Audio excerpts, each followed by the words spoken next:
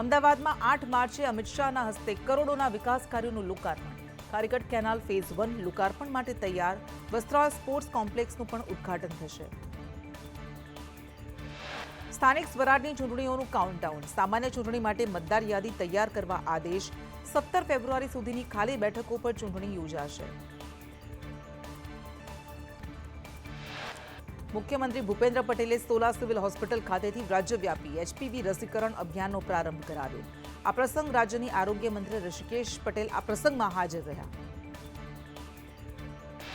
ગાંધીનગરમાં ધૂળેટી નિમિત્તે રંગોત્સવનું આયોજન. સેન્ટ્રલ વિસ્ટા ગાર્ડન ખાતે ધૂળેટીની ઉજવણી. ધારાસભ્ય રીટા પટેલ સહિતના લોકો ઉજવણીમાં જોડાયા. ગાંધીનગરમાં કોર્પોરેશન દ્વારા પ્રથમ વખત રંગોત્સવનું આયોજન કરાયું. સેન્ટ્રલ વિસ્ટા ગાર્ડન પર મોટી સંખ્યામાં લોકો કાર્યક્રમમાં જોડાયા. મેયર સહિત હજારો લોકો ડીજેના તાલે રંગો સાથે ઝૂમી ઉઠ્યા. અમદાવાદમાં ધૂળેટીના પર્વની ઉજવણી. અમદાવાદીઓ ઢોલના તાલે રમ્યા ધૂળેટી. રંગોત્સવની ધામધૂમપૂર્વક ઉજવણી કરાઈ. અમદાવાદમાં રાજપથ ક્લબ ખાતે ધૂળેટીનું આયોજન કરાયું. ફોક, ફોર્મ અને રેન ડાન્સ સાથે પર્વની ઉજવણી કરાઈ.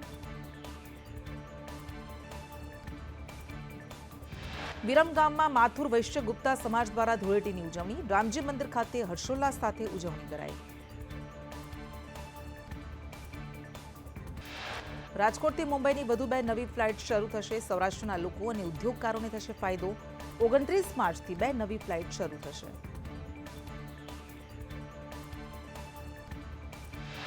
રાજકોટમાં ધારાસભ્ય રમેશ ટીલાળા રંગોથી રંગાયા. પરિવાર અને સ્થાનિકો સાથે કરી ઉજવણી.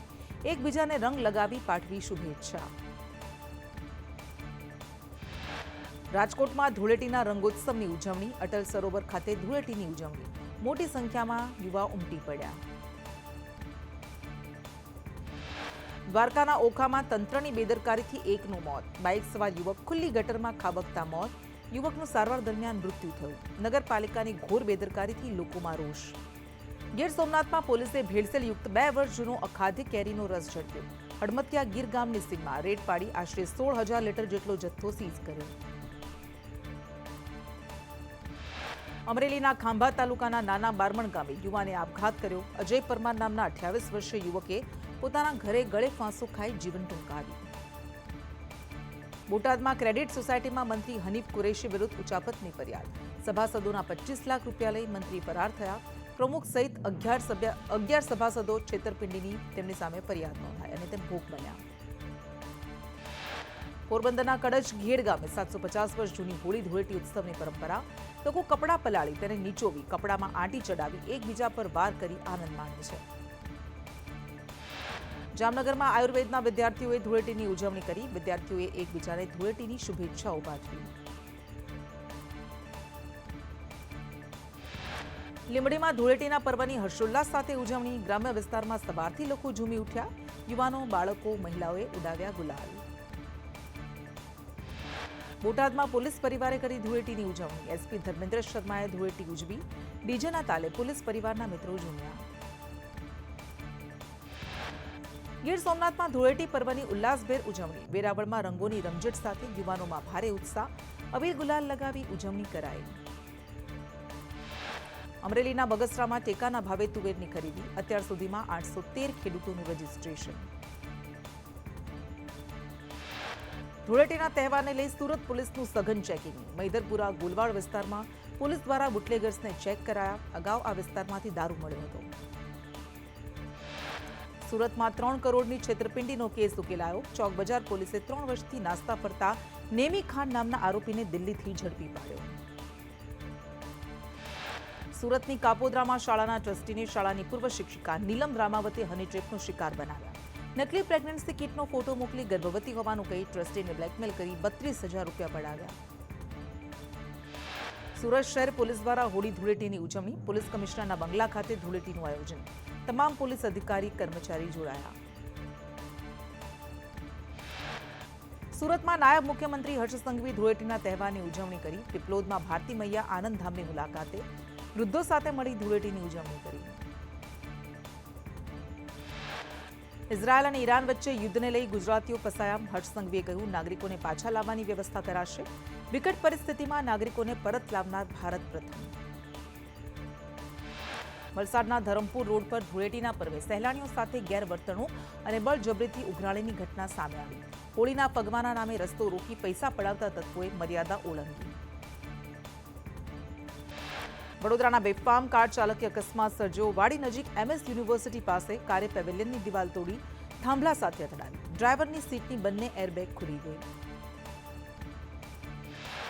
સાંસદ હેમાંગ જોશીએ ધૂળેટીની ઉજવણી કરી. મિડલ ઇસ્ટની સ્થિતિને લઈ હેમાંગ જોશીએ કહ્યું, આજે વિશ્વમાં યુદ્ધનો માહોલ. જોશીએ કહ્યું, વિશ્વમાં તણાવ વચ્ચે ભારતમાં સ્થિરતા છે.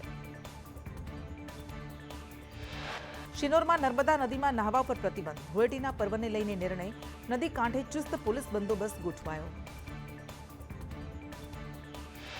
વડોદરામાં ભાજપ કાર્યાલયમાં ધૂળેટીની ઉજવણી. શહેર ભાજપ પ્રમુખ સહિતના આગેવાનોએ કરી ઉજવણી. જય શ્રી રામના નારા સાથે ધૂળેટીના પર્વની ઉજવણી. ગોધરા શહેરમાં 10થી વધુ લુખ્ખા તત્વોએ આતંક મચાવ્યો. ઇસમોએ સહજાનંદ સોસાયટીને બાનમાં લીધી. રહેણાંક મકાનમાં અજાણ્યા ઇસમોએ તોડફોડ કરી.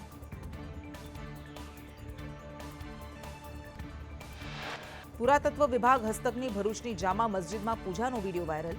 ચક્રધારી સ્વામીનું જન્મસ્થળ હોવાના દાવા સાથે પૂજા અર્ચના કરાઈ. જામા મસ્જિદમાં નિયમો વિરુદ્ધ મદ્રેસાની પ્રવૃત્તિ ચાલતી હોવાનો મહિલાઓનો આક્ષેપ. મસ્જિદ સમળી વિહાર જૈન મંદિર હોવાનો પણ દાવો. સાંસદ મનસુખ વસાવાએ ધૂળેટીની ઉજવણી કરી. પરિવારજનો અને રાજકીય આગેવાનો સાથે ઉજવણી. ખજૂર કોપરા ખવડાવી રંગો ઉડાવી ઉજવણી કરી. પંચમહાલની સબજેલમાં ધૂળેટીના પર્વની ઉજવણી. કેદીઓ અને જેલ સમિતિના સભ્યોએ ધૂળેટીની ઉજવણી કરી. 200 જેટલા કેદીઓએ નૃત્ય સાથે રંગોત્સવ મનાવ્યો. અમદાવાદ મહેસાણા હાઈવે પરથી ડ્રગ્સ ઝડપાયો. રાજપુર નજીક અકસ્માતગ્રસ્ત કારમાંથી ડ્રગ્સ સાથે 2 આરોપીને ઝડપી પાડ્યા. પૂરપાટ ઝડપે ચલાવતા કાર પલટી ખાઈ ગઈ.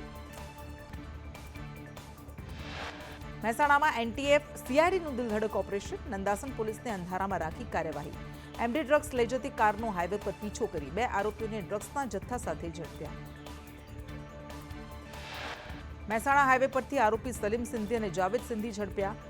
14.48 ગ્રામ એમડી ડ્રગ્સ અને 2,75,000 જપ્ત. રાજસ્થાનના સાંચોરથી એમડી ડ્રગ્સ લાવતા હતા. પાટણના સરસ્વતી પોલીસ સ્ટેશનમાં દારૂના મુદ્દામાલ સાથે લોકોએ હોબાળો મચાવ્યો. વારંવાર રજૂઆત છતાં કાર્યવાહી ન કર્યાનો આક્ષેપ. ધારાસભ્ય કિરીટ પટેલ પણ પહોંચ્યા પોલીસ સ્ટેશન. અરવલ્લીમાં 71.750 ગ્રામ એમડી ડ્રગ્સ ઝડપાયો. પોલીસે 3,10,000ના એમડી ડ્રગ્સ સાથે 2ની કરી ધરપકડ. સ્ટેટ મોનિટરિંગ સેલ દ્વારા એનડીપીએસ કેસ દાખલ.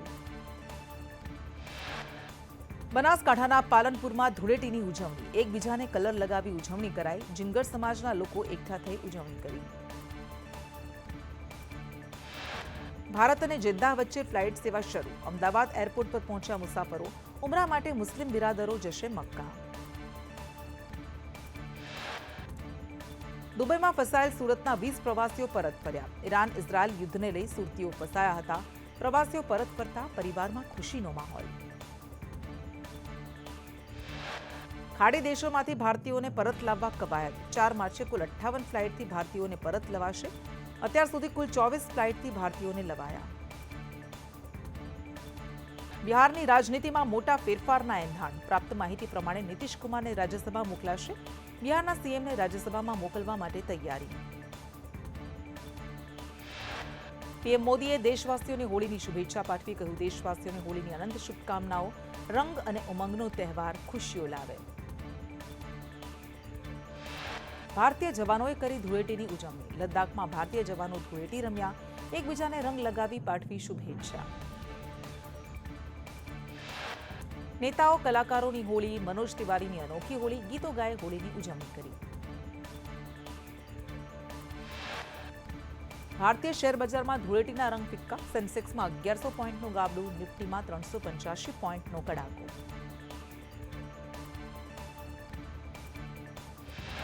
કેન્દ્રીય હવામાન વિભાગની આગામી 90 દિવસ હીટવેવ અને ગરમીની આગાહી.